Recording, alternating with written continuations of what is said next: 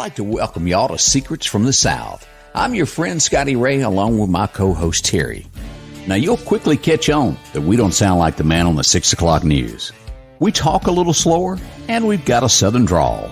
But nonetheless, we've got a great podcast lined up just for you. We'll bring you some interesting stories. They're sometimes crazy and a little unbelievable, but it would be just plain impolite not to share them.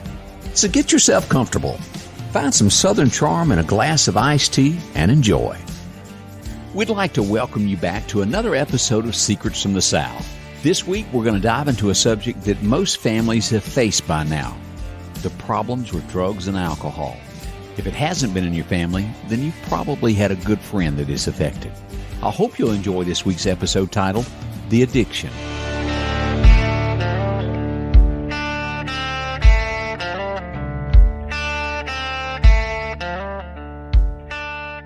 I guess if you're a Hollywood star, the big thing is to be invited to the biggest and the flashiest parties there are. You're a big party goer, aren't you, Scotty? Oh, yeah. Anything that lasts past 8:30, I'm out. In today's world, and of course you and I don't know anything about this, but you hear people talking about all the time, this is our much younger folks. A good party doesn't even get started till like 9 or 10, and probably around 10. See, those folks aren't getting up at 4 a.m. like I do. Yeah, you get up early. So you're probably saying you wouldn't make the 10 o'clock bash? No, I'm just, I go to sleep on people now. I mean, seriously, my body just, at 10 o'clock, it's time to go to bed, and no matter where I'm at, it's shut down. Can I tell you how many times we go to start a movie at 8 o'clock, and I look over there at 8:15, and my husband is out. That mouth wide open, laid back. Mouth wide open. And I bring these parties up. Do you remember as a kid, people would say, well, follow the leader, how people do what others do? Yeah. There's terminology for that, and I can't think of what it is. But these stars, the headline this week is there was some big party in L.A., and all of them, what do you do with fentanyl? Do you swallow it, inject it? What do you do? To tell you the truth, I'm not sure. I know that when my dad had cancer, he had esophageal cancer, he had fentanyl patches. I know one thing. So they could do that. It's extremely potent. But, two of them died, and two more almost died from fentanyl at this big party they all went to. I guess it's the rage that you're supposed to do that. Do you remember, and I say this because I know this dates us, but this also tells you we live in a totally different world. When I was in high school and somebody would come up in the scuttlebutt, maybe, if it was big news if they said, did you know so-and-so was smoking a joint down there at the football stadium? And of course, there were like 600 people in my graduating class, but still, I mean, that was just like, holy cow. And you see, the thing about it is, in my world, that's still big news. Well, I mean, it's big news in my world, too, because we don't come from that type of environment. I mean, you and I are not going to parties where they've got lines of Coke and they've got every kind of painkiller and uppers and downers, whatever the heck that means, sitting at your disposal. I mean, that's just foreign to me, and it's scary. And I think back on some of those, and a lot of those in high school who did that are not with us today. Now, there are some that wised up and grew up and got rid of it. Yeah. But there's a large portion of those people that never got out of the 80s party world. And it got their life. One thing led to another, and it got worse. Yeah, and some of those folks back then, and this is terrible to say, some of those folks back then were kind of like the rebels, or they were the cool kids. Yeah. And I don't know if they felt a lot of pressure as being a cool kid, but you're right. It's so, I was going to use the word, but it would have been the wrong word. It's really sad to look back and think that, to your point, most of those people that we would have given that label to are no longer here. I mean, isn't the point to have fun? And yeah, you want to be a cool and popular kid, but you don't have to do it at the expense of a drug. I'm sitting here thinking of someone, and, people say, oh, there's nothing wrong with marijuana. Well, right up until it messes your world up. I know somebody who I've never bought marijuana, never smoked marijuana, but I guess you buy it from a particular person, and then people start lacing it for whatever reason. And there's nothing short of saying they're screwed up in the head. If they're not on medication, they can't think for themselves anymore. It got them so bad. Literally, they have to have a pill to function every day because of drugs that they did. Well, and chances are, Scotty, they were doing more than just marijuana. Oh, yeah, yeah. I mean, I do, and I want to point out this. I am a firm believer that there are medicinal purposes for marijuana. And I think there's a lot of people that use that as An excuse. get out of jail card, and I need it for medicinal purposes. And I'm doing that with my fingers up, quoting that, where I really don't think they qualify. But I know that there are different protocols of Parkinson disease needs it. I read an article where they said, and this protocol of marijuana was called Charlotte's Web, where they had this couple's child was having like 200 seizures a day. They didn't live in Mississippi, but they didn't live where it was legal in the state. Correct. This has been 10 years ago. And they moved to a state where it was legal. And they said it had cut it down to like 2 to 3 a day. If that were my kid, I'd be doing anything in this world I could for them. But that's not where we're even going. We're talking about people that are doing just crazy stuff, like bath salts. You know, you've heard that. Well, they'll take bath salts and snort them, or whatever in the heck they do. It's like we're so desperate to remove ourselves from reality that we'll do just anything. And I think that right there in itself is sad. Why? You know, and I heard of this one, and I didn't even know you could do this. This was 2, 3, 4, 5 years ago. Someone died of this. Sniffing hairspray. What makes you want to sniff hairspray? And it killed them. Really? Yeah. That's what I get. That's what I don't get is it's almost like we would prefer to live in a different realm of reality than having to face the world in some sense of normalcy. Does that make sense? Yeah, there's a lot of people that just can't face reality, I think is what you're kind of hitting at, isn't it? I am, and probably in a roundabout, probably a bad way, but, you know, I think that, and we use reference to Andy Griffith all the time. We happen to be Andy Griffith fans, you and I, but let's just take it on face value. It was a much simpler time back there. Did I think that they smoked? Did I think they drank? Yeah, absolutely. But times were simpler. I do think we live in a world today where it is, you heard me right before I got up here. What did I do? I spent 15 minutes fussing about it. I got to do this, and I got to do that, and I got to do that. We do live in a much busier world. You know that. Mm-hmm. Yes, we do. And so there are people that, and I'm not saying they're a cop-out. Don't misunderstand what I'm saying, but there are people that are able to adapt and cope with the craziness that we find ourselves in the world, and there are people that are not. Sometimes it's just as simple as saying something has got to give. I can't keep running at this pace. It's not, but that doesn't mean the substitute is some kind of drug to get me through it. It just means, what can I do to get rid of this negative energy, this negative person, all this, I've got too much coming at me at one time. But right now, it's just kind of scary that the mechanism in which we do that, for some, is to pop a pill. And the first time I ever remember seeing anything as a kid that was drug related that I saw in the movies was Animal House. I remember watching them, and I guess they smoked dope on there is what they were all doing in a circle. And then look who was in it, John Belushi. What happened to him? Yeah. He was a part of that little circle. I mean, we've had some famous actors, within the last couple of days that have died because of drugs. Well, the one that we just had brought up this week, Michael K. Williams died in New York City. Drug paraphernalia found all around him when they found 54 years old. Yeah, and that's young. And then you've got Heath Ledger. Heath was in that. Now, one of the ones that I'm going to back up and put my conspiracy theory hat on and go, I don't know if I believe all that, is Marilyn Monroe. They say she OD'd, but I, on the other hand, Marilyn think had something planted on her. Yeah, she was hoped along the way, as they say. Well, there's just been a ton, and I think it's a travesty that we end up losing so many, and those are just famous people. Think about how many households where people have lost a family member, heaven forbid, a child, at the hands of something like that. And it's like, there's not a parent out there that wouldn't have done something to help their child, and sometimes they just get to a point where it's like you can't help them. They've tried and they've tried and they've tried.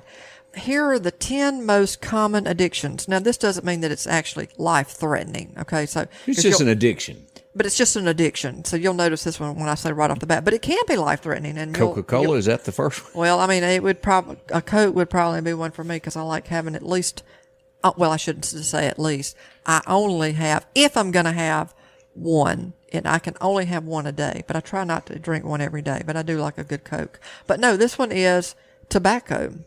Over 40 million people would claim that they are addicted to tobacco. And it's written right on the package, this will kill you. Now, you think about the tobacco. Remember Mike Moore, Mississippi's Attorney General? He was actually very instrumental and was one of the ones that led the charge for against the giant tobacco companies. Yeah, taking out big tobacco. And that was back in the 1990s. Ironically, he is now after Big Pharma. And we know all about, and we'll get into that, about exactly what Big Pharma is. But the other thing is alcohol, 18 million. You know, and this is the thing. You do have some people out there that can socially have a cocktail or a glass of wine. That's not who we're talking about. Some people, they claim to have an addictive personality. I don't know what that is, but I know that that's a factual statement when they say that they have an addiction or have an addictive personality. They tend to not be able to have just one. You know what I'm saying? Yeah. Like if you see them at 8:30 in the morning with a beer or a glass and you pass back by again at 5:30, 6 o'clock and they still got one, you might have a problem. Yeah. And I honestly do know people that are that way. I mean, I can't help them. Oh, yeah. I mean, I know people, too, that are that way. And, you know, from all accounts, they look like they function. And there are a lot of people that can function in society, and they're an alcoholic. And, you know, the best advice I can give on that, if you've got a family member is that way, don't even try it because it could be in your bloodstream. I think it's really a part of your makeup of your family. Well, they say sometimes, yeah, it could be hereditary. Here's the other one is what you just talked about was marijuana, 4.2 million.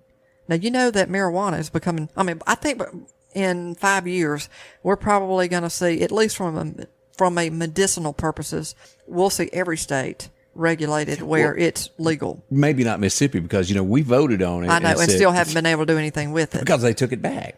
Now, I think for medicinal purposes, and again, do I think that there are people out there that will abuse it because it's legal? You know, I think yes. I think you'll look at some of those and go, you're not using it for medicinal purposes. Painkillers, and this is what I was getting on when I said that he's taking on the big pharma. It's 1.8 million, and this is drugs like codeine, Vicodin, Oxycontin. You know, and you've heard those where people. Yeah. And this is the wild thing. You hear people that say, and I don't know if it's the easier thing to say, but that's not really how they got started, or if there's some truth in that, and I think there probably is. Somebody gets in a car wreck. Somebody has a knee injury from football. Somebody has whatever, a legitimate thing, and their pain is so severe that them getting better is going to take a long period of time, or either they just cannot stand the pain. Hey, I have a frozen shoulder. I found out here within the last couple of days. Been hurting me and been getting progressively worse. And finally was diagnosed. Hey, that's what it is. There are days where it is a booger. You know, you have a lot of people that go to the hospital and they're treated, and when they get out, they cannot stop, as you pointed out there, off that medication because it makes that pain go away, and then it leads to one thing. Next thing you know, they're doing whatever they have to get that one pill to make it go away each day. Well, now they get dependent on it. I mean, like when I had before I was diagnosed with the frozen shoulder, I had gone to see somebody. Okay, I go to get an MRI, and the insurance declines it and says, no, we're not doing an MRI. You got to go to rehab.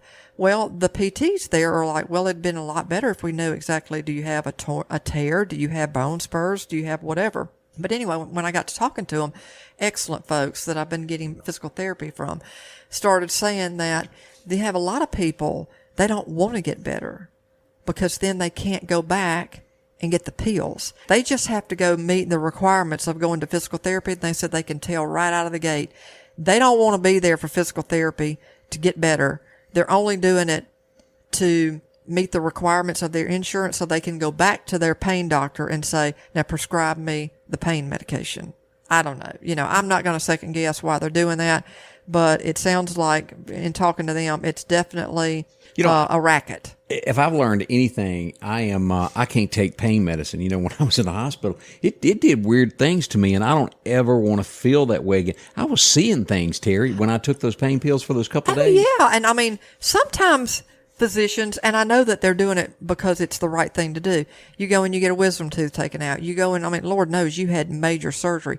And they give it to somebody who's not really kind of acclimated to taking pain medicine, and it throws them for a loop, and it's probably the worst feeling in the world. It was pretty bad for me. And I was smart enough to realize I don't want no more of this, and I'll just hurt. Leave me alone. But there are a lot of people that will come over to family members' houses, and I've heard this, where, like you, they know you're not going to take all that pain medicine because it's not something that you do. You're going to suffer through it and get better the long way. You know what I'm saying? You're just not somebody that wants to take pain medicine, and neither am I.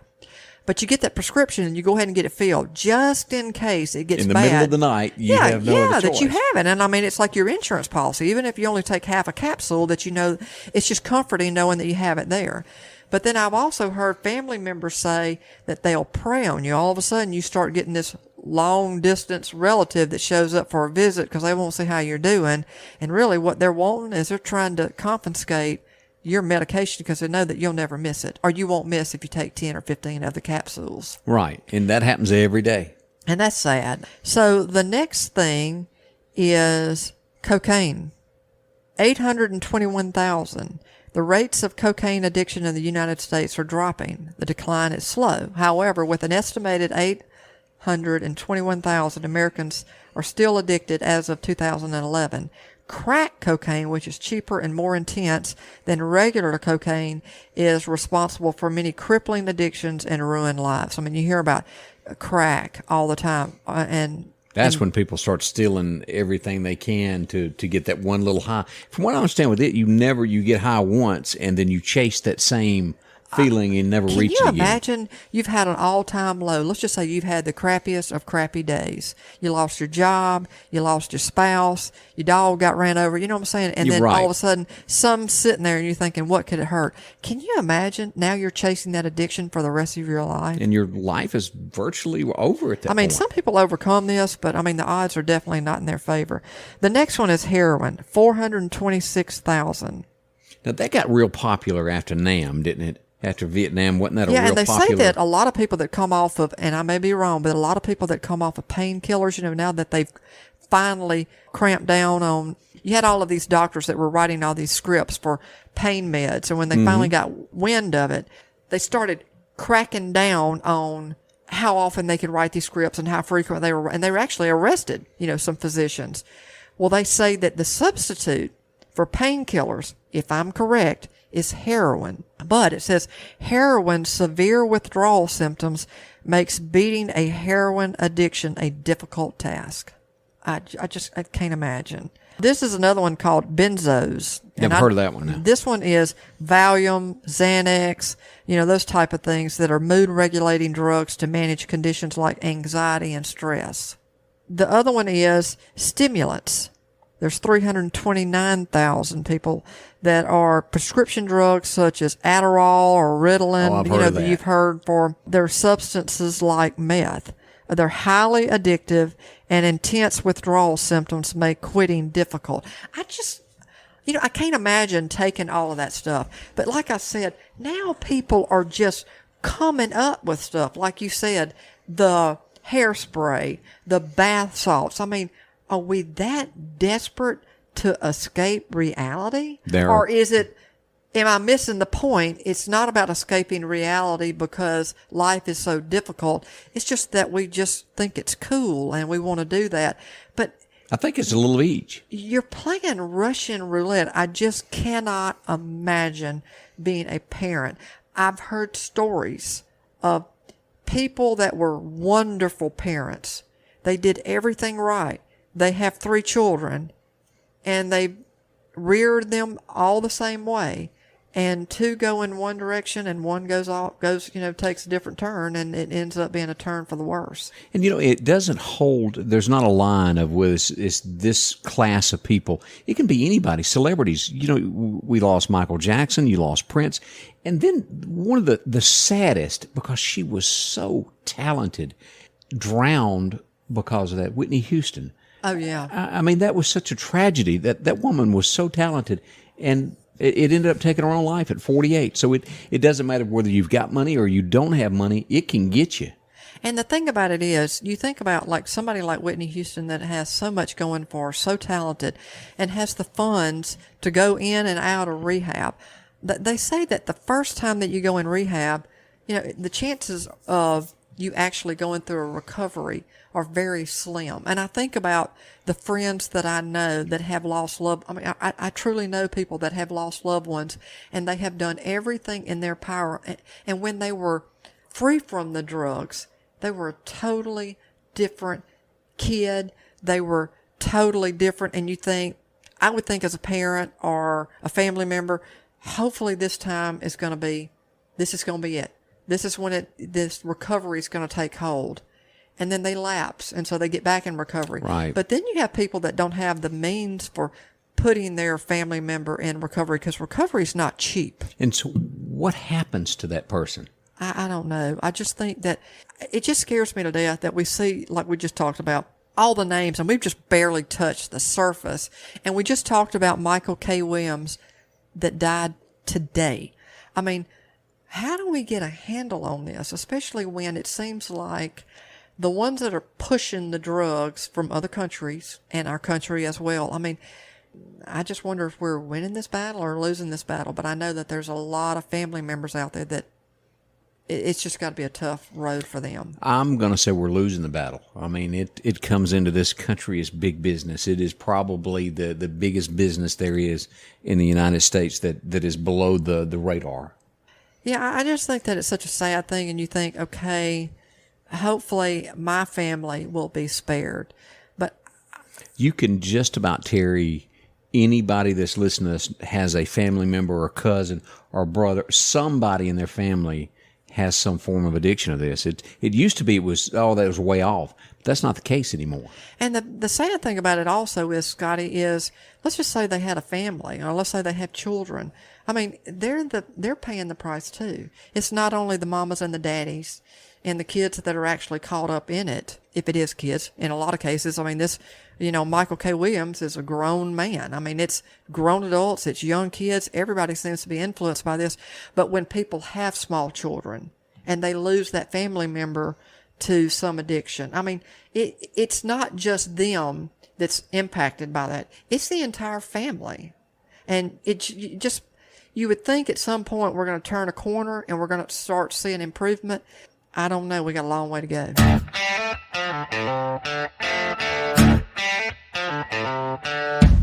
This week's episode reminds me of so many stars that I've seen pass away from drug overuse and alcohol abuse. It seemed at the time that they had the world in their hands, but behind that public image, they fought demons. And I'm sure at some point in your life, you've lost someone close to you to a problem like this. This I know. Down every road you travel, there'll be a fork in the road and you have to make a decision. That road to the left always seems enticing. It's bright lights, it's parties, it's great times, and fun that never ends. And that road to the right, it normally has a little grass in it. It's not traveled by many. I urge you to choose your road wisely, for that left or right turn will decide your path in life. Now, I didn't say that the decision you make won't cause you problems with others. I can still remember being picked at, all because I didn't wear the latest fashions. The Miami Vice, it just wasn't me. I'm still proud of the way I turned out, and I wouldn't change it for anything. And I guess you could sum it up to an old Merle Haggard song that I once knew. I wear my own kind of hat, and I hope you do too. We hope you enjoyed our podcast and will continue to listen more. We promise to provide stories that intrigue you, provide a little humor, reflect our heritage and culture, whether it's strange and alarming. Please leave us a review and let us know how we're doing. Let us know whether you liked or disliked. Do you have a story to share? If so, we'd like to hear from you. Please email us at comments@secretsfromthesouth.com and provide a brief description of your story along with contact information, and we'll be in touch. We'd like to say thanks for dropping by. And if you don't mind, tell a friend about us. We sure hope you enjoyed this week's episode. We'll see you back next week here at Secrets from the South.